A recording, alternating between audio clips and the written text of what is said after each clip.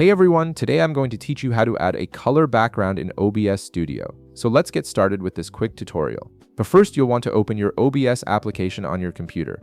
Once the application launches and you can see your main dashboard, direct your attention to the bottom left corner of the screen. This is where you'll find the Sources section, which is essential for managing all the visual elements in your OBS setup.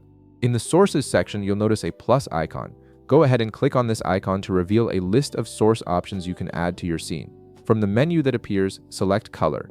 This option allows you to add a solid color layer to your scene, which is perfect for creating custom backgrounds or overlays. After selecting color, a new window will pop up asking you to name your color source. You can enter any name you'd like here. For example, you might type background color to keep things organized and easy to identify later. Once you've entered your preferred name, click OK to proceed to the next step. Now, a Properties window will appear on your screen.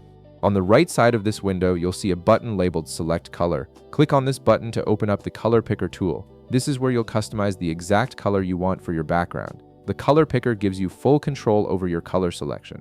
You can click anywhere on the color gradient to choose your desired shade. Additionally, if you want to fine-tune your color even further, you can adjust the hue, saturation, value, red, green, and blue settings individually. Simply click the small up and down arrows next to each option to increase or decrease the values until you achieve the perfect color for your background. Once you're satisfied with your color choice, click OK to confirm your selection. This will apply the color you've chosen to your source. Next, you'll need to click OK again to enable the color source and close the Properties window. This finalizes the addition of your color background to your current scene. Now here's a useful tip.